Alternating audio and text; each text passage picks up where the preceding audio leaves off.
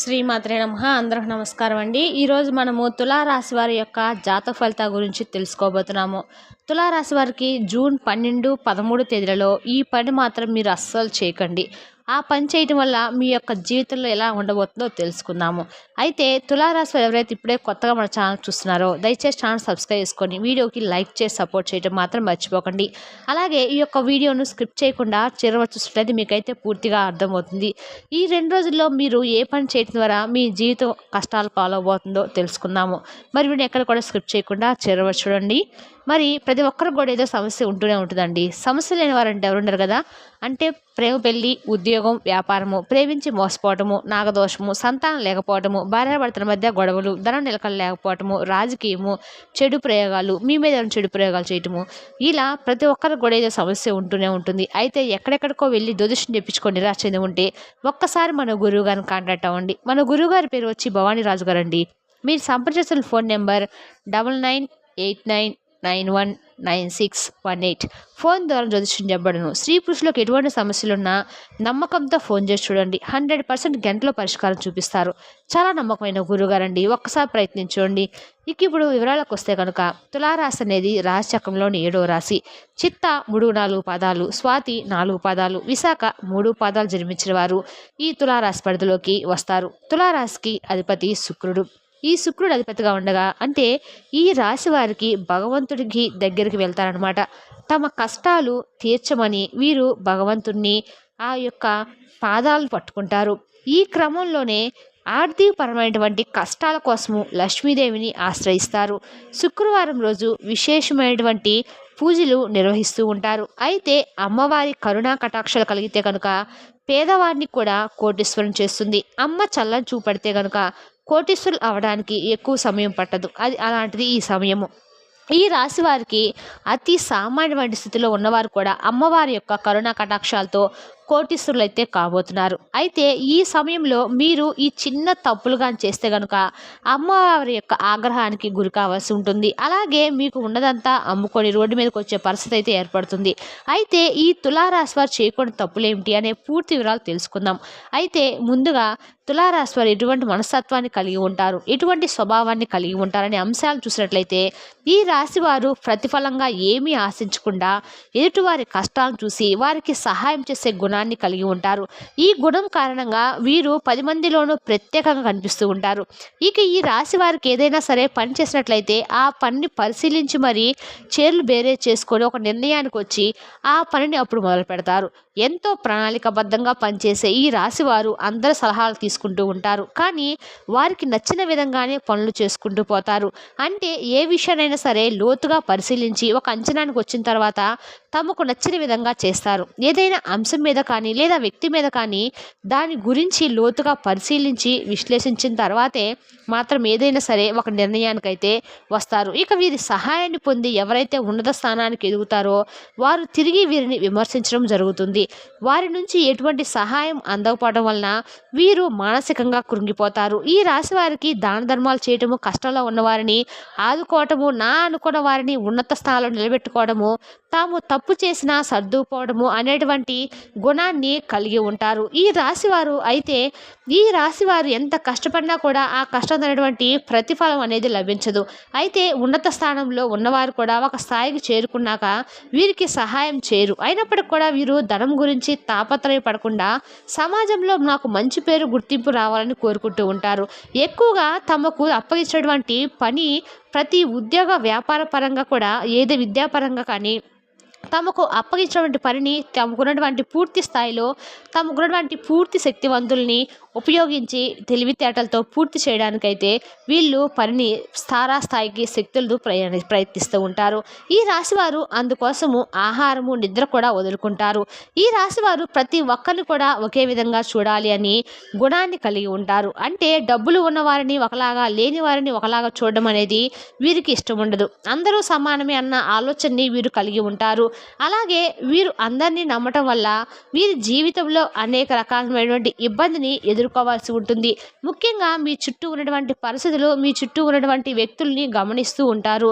వారు ఏ విధంగా ప్రవర్తిస్తున్నారు, వారు ఏ విధమైనటువంటి ఆలోచన కలిగి ఉన్నారు అనే అంశాలను కూడా వీరు గమనించాలి.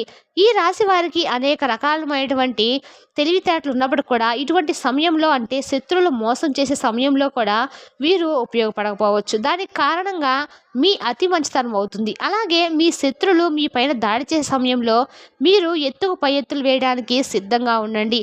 ఏదైనా ఇబ్బంది, ఏదైనా సమస్య వచ్చినప్పుడు పరిష్కరించాలి అంటే మాత్రము మీరు ఒక్కరే పరిష్కరించాలనే నైపుణ్యాన్ని కలిగి ఉండాలి. అలాగే ఈ రాశివారు ధైర్యవంతులని చెప్పాలి. అలాగే స్నేహితులకు ఏ సమస్య వచ్చినా సరే హెల్ప్ చేసే గుణాన్ని కలిగి ఉంటారు. అలాగే ఈ రాశివారు తాళ్ళలో ఉన్నటువంటి ఎదుటివారిని నవ్వించేటువంటి హాస్యచతుర్దిని కూడా కలిగి ఉంటారు. అలాగే తమ లక్ష్య సాధన కోసము ఎక్కువగా కష్టపడే తత్వాన్ని కూడా కలిగి ఉంటారు. వీరికి లక్ష్య సాధన పట్ల పూర్తి అవగాహన అయితే ఉంటుంది. కుటుంబం పట్ల వీరి బాధ్యతను పూర్తిగా సక్రమంగా నిర్వహిస్తారు. ఇక ఈ రాశి వారు చెప్పకోని విషయాలు నలుగురితో చెప్పుకోవడం వల్ల కూడా అనేక రకాలైనటువంటి ఇబ్బందులకు గురవుతూ ఉంటారు. అందరూ మనవారే అనుకోవడం వలన వీరికి అనేక రకాలైనటువంటి సమస్యలు ఎదురవుతూ ఉంటాయి. కాబట్టి మీకు సంబంధించిన విషయాల్లో గోప్యతను పాటించండి. ఈ రాశి వారు శక్తివంతులు అధికంగా కలిగి ఉంటారు. వీరు ఎదుటివారిని ఎప్పుడు కూడా నిందించరు. ఎదుటివారి విజయాన్ని చూసి సంతోషపడే గుణాన్నే కలిగి ఉంటారు. ఈ రాశివారు వైవాహిక జీవితంలో ఒడిదుడుకులకు వచ్చినా కూడా కలిసిపోయే మనస్తత్వాన్ని కలిగి ఉంటారు. ఈ రాశివారు పిల్లల పట్ల అమితమైనటువంటి ప్రేమను కూడా కలిగి ఉంటారు. ఈ రాశివారు చిన్న చిన్న మనస్పర్ధలకే చాలా వరకు బాధపడి మనస్తత్వాన్ని కూడా కలిగి ఉంటారు. ఈ సమయంలో మీకు దైవం అనేది అండగా ఉండటం వల్ల మీరు శుభ ఫలితాలను అయితే అందుకోబోతున్నారు. వృత్తి, ఉద్యోగం, వ్యాపార రంగంలో మీకు లాభాలను అయితే చూస్తారు. అలాగే విద్యార్థులు తమ కష్టానికి తగినటువంటి ఈ సమయంలో ప్రతిఫలాన్ని పొందుతారు. ఉద్యోగపరంగా సానుకూలమైన మార్పుల్ని చూస్తారు. గతంలో ఆగిపోయినటువంటి పనులన్నీ కూడా లేదంటే ముందుగా సాగినటువంటి పనులన్నీ కూడా ఈ సమయంలో పూర్తవుతాయి. అయితే ఈ సమయంలో మీరు ముఖ్యంగా గుర్తుపెట్టుకోవాల్సింది ఏంటంటే ఆ లక్ష్మీదేవి యొక్క అనుగ్రహంతో మీకు అధికంగా డబ్బు అనేది వస్తుంది. అయితే డబ్బు వచ్చింది కదా అని ప్రతి ఒక్కరిని నిందించడం కానీ ఎదుటివారిని చిన్న చూపు చూడడం అనేటువంటి విషయాలను చేయకూడదు. అలాగే డబ్బును కూడా విచ్చలవిడిగా ఖర్చు పెట్టకండి. ఇలా కనుక మీరు చేస్తే లక్ష్మీదేవి అవమానించినట్లు అవుతుంది. అలాగే డబ్బు వస్తుంది కదా అని చెప్పి చెడు వ్యసనాలకు మాత్రం బానిసలు అవ్వకండి. జూదం, తాగుడు, చెడు వ్యసనాలు అస్సలు మంచివి కాదండి. చెడు వ్యసనాల వల్ల జీవితాలే కొలాప్స్ అయిన రోజులైతే ఉన్నాయి. తద్వారా మీరు డబ్బును వేస్ట్గా ఖర్చు పెట్టడం ద్వారా లక్ష్మీదేవి యొక్క ఆగ్రహానికి మాత్రము తప్పక గురవుతారు. అది మాత్రం మర్చిపోకండి. మీరు చెడు వ్యసనాలకు దూరంగా ఉండటం అయితే మంచిది. మిమ్మల్ని మళ్ళీ తాగుడు వ్యసనాలకి ఇలాంటివన్నీ కూడా మిమ్మల్ని మళ్ళీ పేదరికాన్ని చేర్చే అవకాశాలు అయితే ఉన్నాయి. ఈ విషయాలు ముఖ్యంగా ఈ రాశి వారు ముఖ్యంగా గుర్తుపెట్టుకోవాల్సిన విషయము. ఇక ముఖ్యమైన అంశంలో మీరు కనుక జాగ్రత్తగా వ్యవహరించకపోతే మీకున్నంత డబ్బు కూడా ఊడ్చుకుపోయి మళ్ళీ మీరు రోడ్డు మీదకి వచ్చే అవకాశాలు కూడా ఎక్కువ కనిపిస్తున్నాయి. అందుకోసం మీరు చాలా జాగ్రత్తగా డబ్బును అవసరమైన చోటనే విచ్చలవిడిగా ఖర్చు పెట్టకుండా అవసరమైన చోటనే ఖర్చు పెట్టుకుంటూ ఆర్థికంగా మంచి స్థాయికి చేరుకుంటారు. అలా అయితేనే లక్ష్మీదేవి మిమ్మల్ని అనుగ్రహించి ఎప్పుడు కూడా ఆ సిరులు ఇచ్చే వరలక్ష్మి రూపంలో మీ వెంటనే ఉంటుంది. ముఖ్యంగా మీరు డబ్బులకు విలువ ఇస్తేనే డబ్బులు కూడా అంటే లక్ష్మీదేవి కూడా మీకు విలువ ఇస్తుంది. ఇక ఈ రాశివారు అనేక రంగాల్లో సత్ఫలితాలు అయితే పొందుకోవడానికి అలాగే జాతకరీత్యా కలిగినటువంటి దోషాలు కూడా తొలగిపోవడానికి ఈ సమయంలో మీరు చేసుకోవడానికి దేవతారాధన పాటించవలసిన పరిహారాల గురించి తెలుసుకుందాము. ఈ రాశి వారికి ముఖ్యంగా సుబ్రహ్మణ్యేశ్వర స్వామి ఆరాధన అలాగే లక్ష్మీదేవి ఆరాధన విశేషంగా మేలు చేయటం అయితే జరుగుతుంది. అనేక రకమైన సమస్యల నుంచి కూడా మీరు బయటపడగలుగుతారు. అలాగే గురువారం నాడు విష్ణుమూర్తిని ధ్యానించడం వల్ల కూడా మీకు శుభ ఫలితాలు అయితే పొందుతారు. ఇక ఈ రాశి వారు గురువులు, పెద్దలు, పూజారులు వంటి పెద్దల వారికి కాళ్ళకు మనస్ఫూర్తిగా నమస్కరించి వారి యొక్క ఆశీర్వాదాలు తీసుకోవడం వల్ల మీకైతే ప్రతిఫలాల నుంచి అయితే బాగా ఉంటుంది.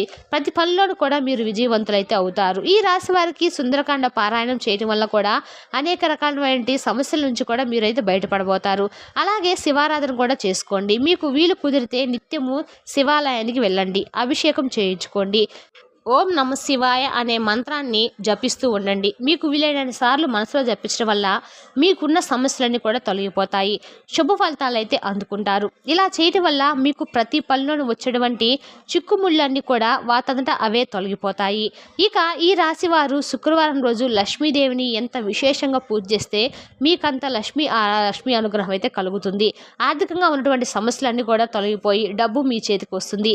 ఆర్థికంగా బలపడే అవకాశాలు ఉన్నాయి. మీకు ఉన్నటువంటి అప్పుల బాధలన్నీ కూడా తొలగిపోతాయి.